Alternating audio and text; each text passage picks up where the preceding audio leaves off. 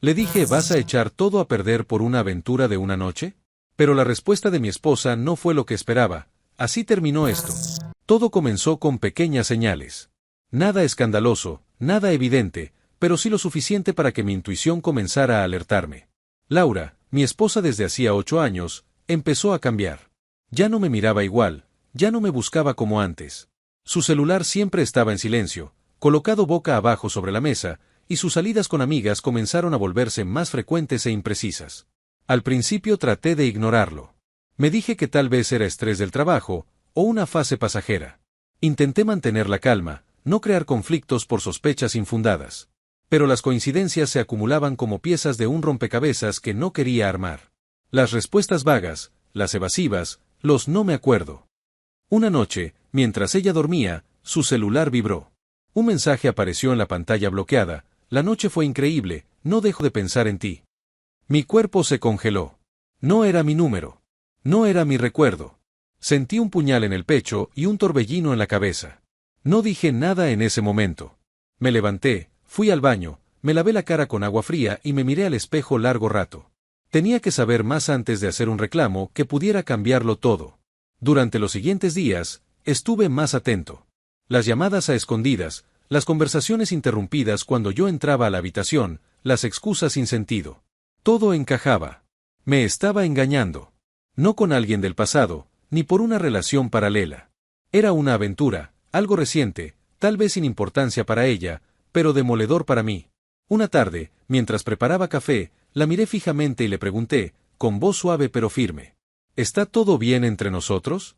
Ella pareció sorprendida, incluso incómoda. Respondió con evasivas: claro, ¿por qué lo preguntas?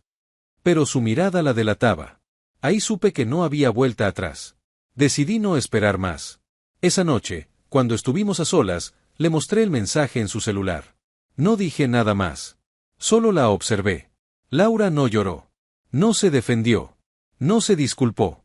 Solo respiró hondo, bajó la mirada y murmuró: lo siento. Pero no parecía arrepentida. Su rostro no era de alguien que había cometido un error, sino de alguien que ya lo había justificado dentro de sí. Esa noche dormimos bajo el mismo techo, pero en mundos completamente distintos. Yo, en la orilla de una relación que se deshacía. Ella, quizás ya navegando hacia otro lado. Y mientras el reloj avanzaba, solo una pregunta martillaba mi mente: ¿cómo se puede perder tanto en tan poco tiempo? Desperté antes que ella. Me quedé sentado en la cocina, viendo cómo el sol comenzaba a asomarse tímidamente entre las cortinas. La taza de café se enfriaba entre mis manos, pero no tenía fuerzas para beber. En mi mente, seguía repitiéndose una escena que apenas había comenzado la noche anterior, el momento en que le mostré el mensaje y ella simplemente dijo: lo siento. Cuando Laura se levantó, cruzamos apenas una mirada. Todo era extraño. Compartíamos el mismo espacio, pero había un abismo entre nosotros. Me armé de valor, esperé a que terminara su café y le pedí que se sentara. Necesito que me digas la verdad. Toda. No medias palabras, no excusas. Solo la verdad, dije sin alzar la voz. Laura respiró hondo, como si estuviera preparándose para soltar algo que pesaba demasiado. Sus ojos se humedecieron, pero no lloró. No fue planeado. Salí con unas amigas y él estaba ahí. Comenzamos a hablar, luego a bailar, y cuando quise darme cuenta, ya había pasado. Pero no fue solo una noche. Lo vi un par de veces más. Me sentí viva. Me sentí distinta. Quise responder, pero las palabras se atoraban. Me levanté, caminé por la sala, pasé la mano por el respaldo del sofá, buscando entender. ¿Y nosotros? ¿Nuestra historia? ¿Lo que construimos juntos? ¿Todo eso te pareció tan poco como para tirarlo por una emoción momentánea? Pregunté con la voz rota. Ella se encogió de hombros, como si no supiera qué decir. No lo planeé. Pero pasó. Y no quiero justificarlo, solo, me sentía invisible. Como si nuestra relación ya no me diera lo que antes me daba. Esa frase fue como una puñalada. Invisible. Había dado todo de mí, o al menos eso creía. Y ahora, me decía que había dejado de ser suficiente. No supe si dolía más la traición o la sinceridad de su confesión. ¿Y qué esperas que haga con esto? Le pregunté, enfrentándola directamente. No lo sé. No sé si quiero seguir. No sé si puedo arreglarlo. Solo sé que estoy perdida. Por primera vez en años, sentí que no reconocía a la mujer frente a mí. Y aunque parte de mí quería gritar, reclamar, implorar, otra parte entendía que ya no había marcha atrás. La verdad, aunque duela, libera. Pero también deja cicatrices que no desaparecen fácilmente. Aquel día, supe que aunque no había terminado todo, la historia ya no sería la misma. Y mientras ella se encerraba en la habitación, yo me senté en la sala, mirando al techo, preguntándome si alguna vez el amor es suficiente para sobrevivir a una traición tan fría, tan consciente. Porque a veces, lo que más hiere no es el error, es la convicción con la que se comete. Pasaron los días y la casa se volvió un desierto emocional. Compartíamos el mismo techo, pero era como si fuéramos dos extraños. Laura apenas salía de la habitación. Yo evitaba cualquier intento de conversación que no fuera estrictamente necesario. Cada rincón de la casa parecía tener ecos de lo que habíamos sido, la risa compartida en la cocina, los abrazos en el sofá, las conversaciones que solíamos tener en la terraza al final del día. Me tomé unos días fuera del trabajo. Necesitaba espacio para pensar, para respirar sin sentir que me ahogaba. Me iba al parque con un libro que nunca lograba leer. Solo me sentaba y miraba a la gente pasar, preguntándome en qué punto exacto se había roto todo. ¿Fue culpa mía? ¿La rutina? ¿El silencio que se volvió costumbre? Una tarde, Laura me dejó una nota en la mesa del comedor. Necesito claridad. Me iré unos días. No es una huida. Es una pausa. No dejaba un número, ni una dirección. Solo eso. Me quedé mirándola largo rato, sintiendo que, de alguna manera, ella ya se había ido desde antes. Esa noche la casa fue más silenciosa que nunca.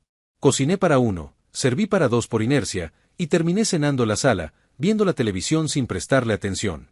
Dormí en nuestra cama solo, mirando el techo, repasando cada palabra de nuestra última conversación. Me sentía invisible, resonaba una y otra vez. En esos días, aprendí que el duelo no empieza cuando alguien muere, sino cuando el amor se fractura y la confianza se desangra lentamente. No lloré. No podía.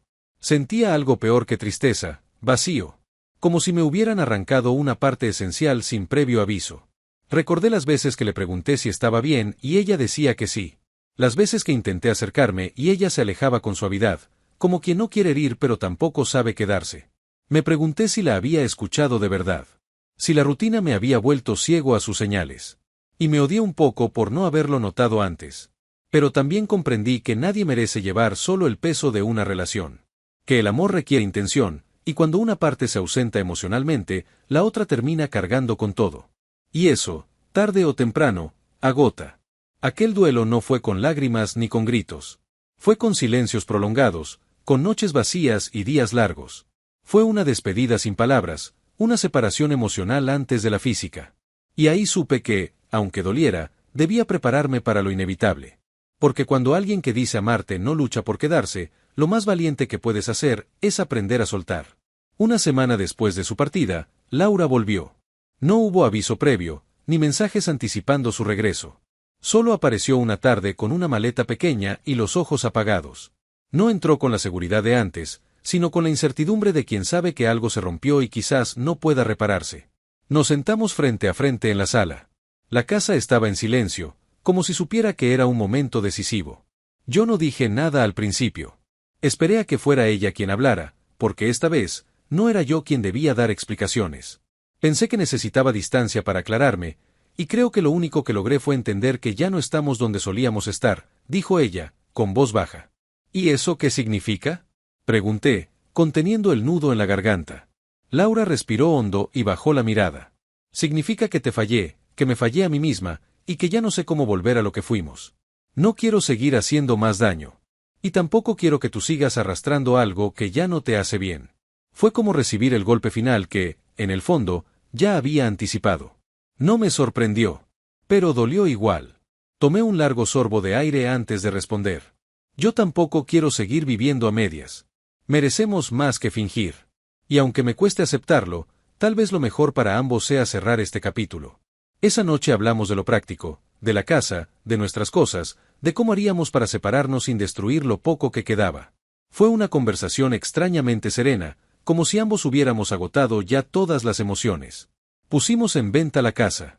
Dividimos los muebles, las cuentas, hasta las fotos. No hubo gritos ni disputas, solo acuerdos. Pero cada paso era como arrancar una página de un libro que alguna vez nos emocionó escribir. Durante ese proceso, descubrí una versión de mí que no conocía, alguien capaz de dejar ir con dignidad, incluso cuando el corazón quería quedarse un poco más. Comprendí que el amor no siempre es suficiente para sostener lo insostenible. Laura se mudó a un pequeño departamento en el centro. Me dejó una carta sobre la mesa del comedor antes de irse. No la leí de inmediato. La guardé en un cajón durante días. Cuando finalmente la abrí, decía: perdón por no ser quien necesitabas. Gracias por ser quien me sostuvo mientras pude. No te merecías el final que te di, pero sí la paz que ahora puedes encontrar. No lloré. Solo cerré la carta y la guardé de nuevo. Porque entendí que no todos los finales vienen con consuelo, pero sí con libertad. Y eso, por más doloroso que fuera, también era una forma de amor. Después de su partida definitiva, la casa quedó envuelta en un silencio distinto. No era incómodo, ni pesado. Era una calma real, de esas que llegan cuando se ha cerrado una herida, aunque siga doliendo. Me tomó semanas reacomodar los espacios, no solo físicos, sino emocionales. Guardé los recuerdos que aún dolían, regalé cosas que ya no tenían sentido y reorganicé mi rutina para adaptarme a esta nueva etapa. Al principio me sentía como un extraño en mi propia vida. Pero poco a poco, comencé a reencontrarme. Salí a caminar más seguido, volví a leer en las tardes, retomé contacto con amigos que había dejado en pausa durante años. Me di cuenta de que había perdido muchas cosas, no solo a Laura, sino partes de mí mismo que olvidé mientras intentaba salvar una relación que ya no tenía salvación. Un día, sin esperarlo, me encontré con una antigua colega en una feria del libro. Charlamos, reímos, intercambiamos anécdotas. No fue una cita, ni lo pretendía. Pero fue la primera conversación ligera y sincera que tuve con alguien en mucho tiempo. Me sentí humano otra vez. Me sentí visto. El proceso de sanar no fue lineal. Hubo días de nostalgia, de recuerdos que golpeaban con fuerza. Pero cada vez eran menos. Y cada vez, dolían un poco menos. Aprendí que el duelo también es crecimiento. Que cerrar una historia no significa borrar lo vivido, sino integrarlo para seguir adelante más sabio, más fuerte. Laura y yo no volvimos a hablar después de su carta. No fue necesario. Cada uno tomó su camino con respeto. En ocasiones, me la cruzo por la ciudad. Nos saludamos con una leve sonrisa, como quien reconoce un capítulo importante en el libro de su vida, pero no necesita volver a leerlo. Hoy, al mirar atrás, no siento rabia ni tristeza. Siento gratitud. Porque incluso en el dolor, hubo aprendizaje. Porque su traición me llevó a reconstruirme desde cero. Y porque, a pesar de cómo terminó, alguna vez hubo amor. He aprendido que perdonar no es olvidar, sino liberarse del peso. Que uno puede seguir adelante sin cargar culpas ajenas. Que hay finales que no duelen para siempre, solo enseñan lo que no se debe volver a tolerar. Y sobre todo, entendí que lo más importante no es cómo termina una historia, sino cómo decides continuar la tuya después. Hoy camino con la frente en alto, no porque todo esté perfecto, sino porque elegí no quedarme roto. Porque me prometí no perderme otra vez por nadie. Y porque después de todo, aprendí que el amor propio no se negocia, ni se entrega a quien no sabe cuidarlo. Este, al fin, es mi nuevo comienzo.